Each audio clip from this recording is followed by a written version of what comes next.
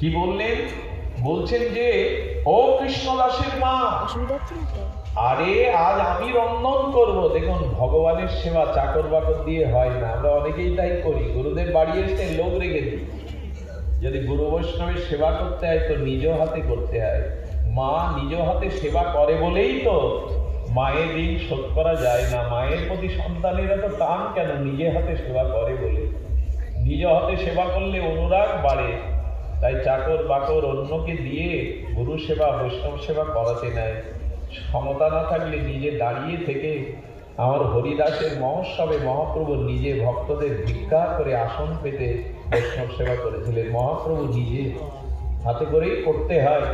আচার্য প্রভু রন্ধন জানতেন, তো উনি বহু প্রকারের 56 ব্যঞ্জন রন্ধ করে কদলী পাতার উপরে দিয়ে সোনালি ঘি ঢেলে দিয়েছেন। আর দিয়ে বলছেন, আজ আর মদন গোপালকে নিবেদন করবো না, আমার প্রভুই তো মদন গোপাল, আজ প্রভুরই ভোগ হবে এটা। কিন্তু হঠাৎ কি করেছে জানেন? চিন্তা করছে, এত রান্না করলাম, এত আস্বাদ্য প্রসাদ, কিন্তু প্রভু তো একটু জিউ ভাই ঠেকিয়ে সব ভক্তকে দিয়ে দেন। প্রভু ভোজন তেমন করে না, একটু জিউ ভাই নিয়ে সব ভক্তদের দিয়ে দেয়। এত কষ্ট করে রান্না করে প্রভু কিছু পায় না। হঠাৎ মেঘের দিকে তাকিয়ে ইন্দ্রকে বলছে, ইন্দ্র আপনি তো দেবতা, আজ আমাকে একটু সহায়তা করুন না, আর একটু ঝড় বৃষ্টি লাগিয়ে দিন, যাতে প্রভু একা ছাড়া অন্য কেউ না আসতে পারে। একটু ঝড় বৃষ্টি লাগিয়ে দিন, যাতে ধুলাবালি ওড়ে ঝড় আসে, প্রভু একা আসলে একটু মনের মতো করে তাকে। কি সেবার অনুরাগ! ভক্তদের তো সেবা হয়, প্রভু তো সেবা পান না।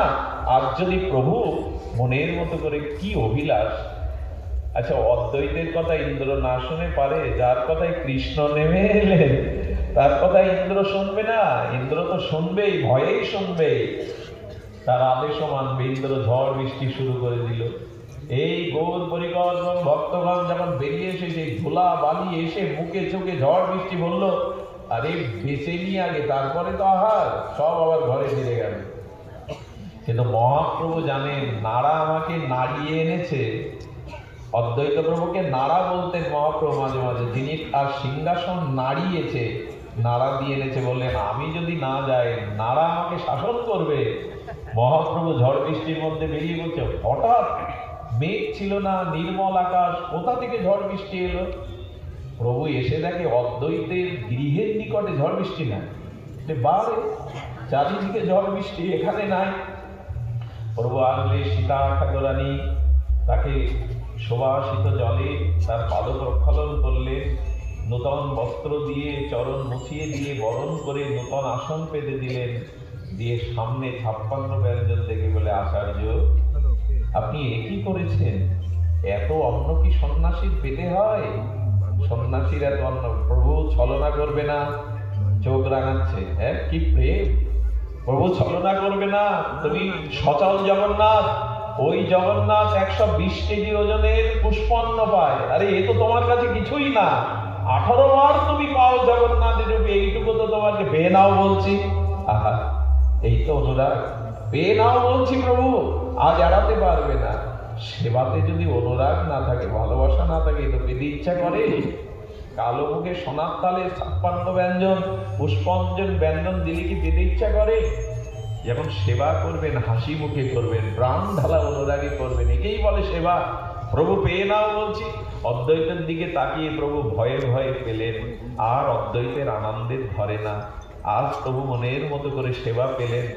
এই সেবা পেয়ে উঠে যখন প্রভু প্রসন্ন হলেন, অদ্বৈত আচার্য বলেন, ইন্দ্র তোমাকে সাধুবাদ, ধন্যবাদ তোমাকে। হ্যাঁ, তুমি আমার ইচ্ছা পূরণ করেছ। মহাপ্রভু বললেন, তাহলে রহস্যটা এই আচার্য। আপনি ইন্দ্রকে বললেন, প্রভু ইন্দ্র আমার কথা শুনেছে, তাই কি দাও? বলে, ইন্দ্র কেন, স্বয়ং কৃষ্ণ আপনার কথা শুনতে বাধ্য আচার্য, ইন্দ্র কেন শুনবে না? প্রভুতে আচার্যতে মিলনে এই আনন্দ। এইভাবেই কাটতে লাগলো প্রভুর জীবন। আজকে আচার্য প্রভুর চরণে এই হরিকথা পুষ্পাঞ্জলি দিয়ে আজকের ভাষণাঞ্জলি এখানেই বিশ্রাম রাখছি। আগামীকালও হরিকথা আছে 6টায়। আপনারা কৃপা করে আসবেন, আর আমার জন্য আপনাদের চরণ ধুলি দিয়ে একটু করুণা করবেন, প্রার্থনা করবেন। সুধীভান, এখানে প্রসাদের বসিয়ে প্রসাদের ব্যবস্থা করা আছে। আমাকে মন্টুবাবু জানালেন এখানে ভক্তদের জন্য বসিয়ে একটু প্রসাদ দেওয়ার ব্যবস্থা উনি অনুনয় বিনয় করেছেন, আপনারা কৃপা করে প্রসাদ নিয়ে যাবেন। জয় শ্রী গুরু প্রেমানন্দে গুরু হরি, জয় আচার্য প্রভু কি, জয় কমলাক্ষ শান্তিপুর প্রদানদার কি, জয় আচার্য প্রভু কি, জয় আচার্য প্রভুর শুভ আবির্ভাব তিথি কি, জয় ভক্তমণ্ডলী কি, জয় অমল পুরাণ শ্রীমদ্ ভাগবত কি, জয় তুলসী মহারানী কি, জয় ভক্তগণ কি, জয় শ্রী গুরু প্রেমানন্দে গৌর হরি, জয় শ্রীরাম। একটু রাধা নাম করুন, পাঠ কীর্তন করুন।